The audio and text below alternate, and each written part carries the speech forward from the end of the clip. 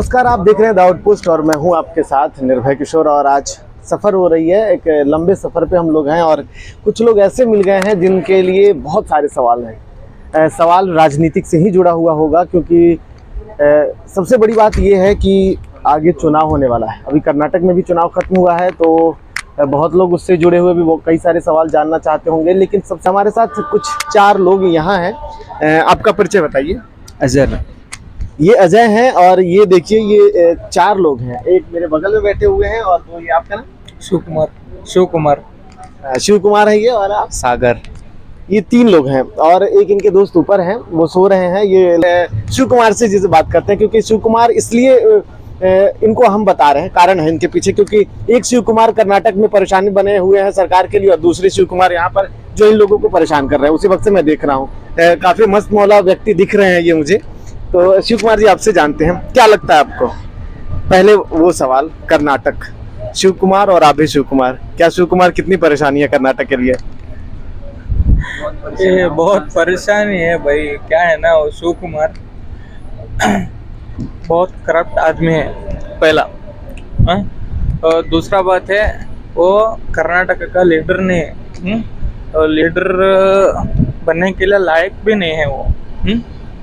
और सिद्धरामैया ना, वो एडजस्ट करके जाएगा सिद्धरामैया। तो क्या 5 साल सिद्धरामैया चला लेंगे या जो अंदर वाली डील हुई है वो करनी पड़ेगी? हाँ, करनी पड़ेगी भाई। हमारा अमित शाह है ना, वो करेंगे शिव कुमार जी को बीजेपी से वो सीएम करेंगे वो।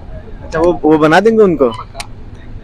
तो इनका कहना है कि शिव कुमार जो है वो परेशानी बनेंगे कर्नाटक के लिए और अगर उन्हें मौका नहीं दिया गया तो फिर वो मुसीबत बन सकते हैं। हमारे साथ आप बहुत अच्छा बोल रहे हो और एक चीज़ मैंने आपका देखा है, अपने जो नज़रिए से देखा है, मुझे जहाँ तक लग रहा है पढ़ने में आप काफ़ी अच्छे होंगे, ये मैं उम्मीद कर सकता हूँ क्योंकि मैंने इनके चेहरे से पढ़ा है। तो आपसे जानूंगा, ओपिनियन आपका बहुत स्ट्रांग होगा, क्या लगता है आपको? मतलब किसके बारे में? शिव कुमार वो तो अच्छा है भैया, मतलब ऐसा नहीं है कि बहुत खराब भी नहीं है। सब उनके जगह अच्छा है भैया। हम चाहते हैं कि बस आराम से वो पॉलिटिक्स चलते रहे और हमारा जीवन भी आराम से जाए, बस इतना ही। देखिए, पॉलिटिक्स चलना और उसमें युवाओं का जितना महत्व है वो सबसे ज़्यादा है क्योंकि आप देख रहे हो कि आगे आने वाली सरकारें भी युवा तय करेंगे, सबसे बड़ी बात है। और हम ये कहें कि सरकारें चलती रहे, हमारा जीवन चले, तो ये भी अच्छी बात नहीं है। इस पे हमें खुल के बोलना चाहिए और इसलिए हमने ये आप लोगों से सुना। मतलब कोई भसड़ नहीं, कोई मुद्दा के ऊपर भसड़ घिसड़ नहीं होना चाहते, बस इतना ही। अच्छा, ये बताइए, इतना पूरे विश्व में मोदी मोदी चल रहा है, अभी आप अमेरिका में देख रहे होंगे मोदी वहाँ पहुँचे हैं तो वहाँ जय जयकार हो रहा है, कर्नाटक ने क्यों नहीं स्वीकार नहीं किया? वो तो मुझे नहीं पता भैया। वो उधर 2 लोग है ना भैया। आपने वोट दिया? हाँ, मैं तो वोट दिया। तो आपने अपने ओपिनियन तो बता ही सकते हो। सिद्धरामैया और शिव कुमार जी को मतलब वो होल्ड करके बैठे वहाँ पर, इसलिए तो नहीं जीत पाए।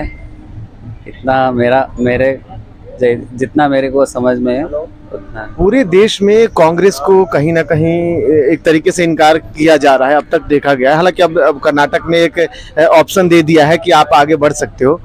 तो ऐसा क्या आपको दिखा या फिर कर्नाटक को क्या दिखा होगा? मैं कर्नाटक गया नहीं अभी, लेकिन ये पूछ रहा हूँ आपसे कि कर्नाटक को ऐसा क्या दिखा कि उसने इतने पब्लिसिटी उठाने वाले मोदी जी को छोड़ दिया? वो मोदी जी जो खुद रोड शो कर रहे थे, वो मोदी जी जो कई रैलियां करते आए। और युवा की नज़र से आप बताइए कि क्यों कर्नाटक ने उन्हें इनकार कर दिया?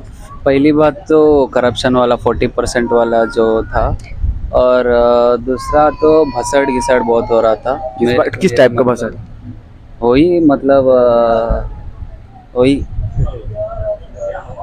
और नहीं भैया। अच्छा, ये अब हमारे साथ अजय जी हैं। अजय जी, आपसे पूछूंगा मैं क्योंकि सबका राय होना चाहिए। आपसे सिर्फ कर्नाटक के मुद्दे पर अभी बात करेंगे, फिर उसके बाद और बात होगी। आपको क्या लग रहा है? सवाल तो पहला ये, मैं सीधे सवाल पे आता हूँ। सवाल पहला ये कि क्या शिव कुमार आएंगे, सिद्धरामैया को जाना पड़ेगा 2.5 साल में, या सिद्धरामैया को पूरा चलाएंगे वो? नहीं, वो मुझे एक्चुअली उतना पॉलिटिक्स में इंटरेस्ट नहीं है और आइडिया भी नहीं है। तो इसलिए मैं कई बार ऐसे होते हैं, ये हमने अधिकतर युवाओं को सुना होगा, सुनते हैं हम, वो बोलते हैं कि हमें पॉलिटिक्स में इंटरेस्ट नहीं है, लेकिन आपको भी ये बहुत अच्छे से पता है कि सरकारें जो हैं वो ये उनको बहुत अच्छे से पता है कि आगे आने वाला जो भी चुनाव होगा या अभी कुछ दिनों तक युवा ही तय करेंगे देश के भविष्य को। सबसे बड़ी आबादी हमारी है अभी, तो उस वक्त हम ये इंटरेस्ट नहीं लेना, क्योंकि वोट तो आपने भी दिया होगा, कुछ ना कुछ सोचा होगा, कुछ भी अपने मन में विचार होगा। तो क्या आपको लगता है दोनों में कौन बेहतर है? वोट तो दिया नहीं, मैं भी वोट नहीं दिया अभी एक अच्छा, बार। चलो आपने वोट नहीं दिया। क्या लगता है आपको दोनों में से कौन होना चाहिए? सिद्धरामैया। चलिए, सिद्धरामैया यहाँ पर है।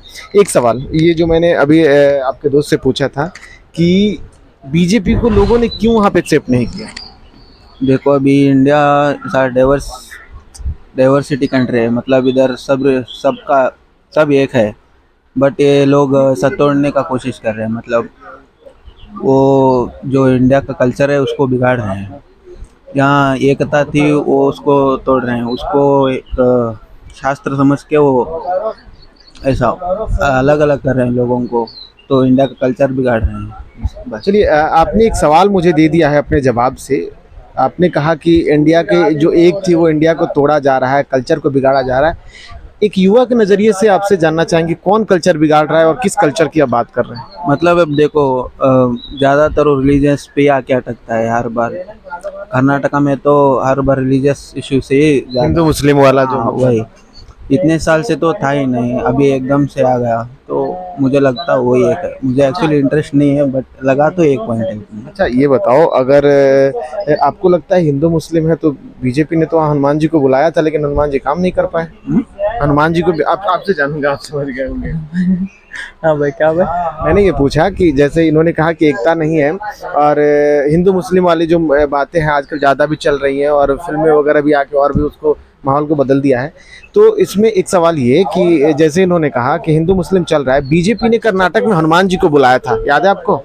हनुमान चालीसा और हनुमान जी को लेकर के बातें हुई थी, तो क्या वो हनुमान जी बीजेपी के लिए वहाँ काम नहीं कर पाए? हनुमान जी का कुछ नहीं था वो एक्चुअली हनुमान जी का कुछ नहीं था। वो जो जब शिव कुमार जी हेलीकॉप्टर में जा रहे थे तभी वो जो पक्षी गरुड़ा रहता ना, उसको क्या बोलते हैं हम, बाघ कुछ तो बोलते हैं, हाँ बाघ, वो टकराया था, इसलिए वैसा बोल रहे थे। और एक इशू क्या था, वो क्या बोले थे हम, क्या वो बजरंग दल बैन करेगा तो वही हनुमान जी बजरंग हाँ, बली। नहीं मतलब उनका क्या मतलब था, जो कौन भसड़ चालू करते उनको हम ये करने वाले हैं, वैसा बोले थे। और कोई कांग्रेस में भी सब हिंदू ही है, मतलब ऐसा कोई नहीं कि कांग्रेस पूरा मुसलमान का ही है, कांग्रेस में भी हिंदू ही है।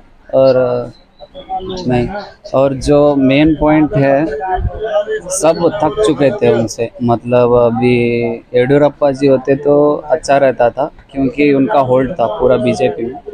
अभी जो येडियुरप्पा भी नहीं थे, इसलिए कुछ ऐसा हुआ कि वो जीत नहीं पाए इतने। तो मतलब एक फैक्टर ये था कि येदियुरप्पा अगर होते तो शायद बीजेपी। हाँ, मतलब लोकल डोमिनेंट कौन है उनको चलाना बहुत ज़रूरी था, क्योंकि येडियुरप्पा 2 साल पहले ये दिए थे राजीनामे, इसलिए ऐसा हुआ। मतलब अगर एक बंदा वहाँ का होल्ड का, लोकल वाला होल्ड का रहता तो अच्छा रहता था, तो कुल मिलाकर टक्कर दे सकता था।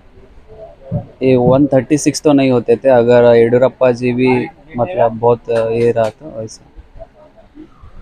तो कुल मिलाकर के देखें तो कर्नाटक की राजनीति फिलहाल स्थिर होगी या नहीं, ये तो वक्त बताएगा। लेकिन अगर युवाओं की देखें, युवाओं की सोच को देखें, तो युवा जो है वो अभी भी सोचते हैं कि सिद्धरामैया ही मुख्यमंत्री रहें, और वो बेहतर कर रहे हैं, क्योंकि शिव कुमार पर अभी भी उन्हें भरोसा नहीं है और शिव कुमार पर कई आरोप लगा रहे हैं, ये जो आपने सुना भी।